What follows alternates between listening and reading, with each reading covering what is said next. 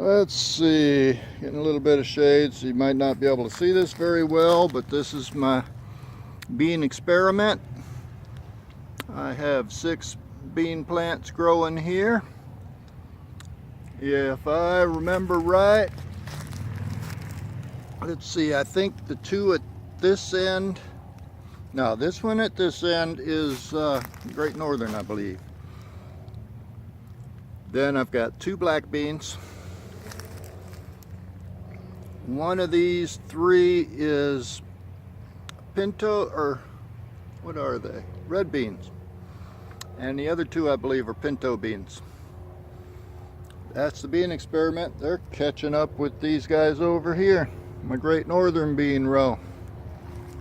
Doing pretty good.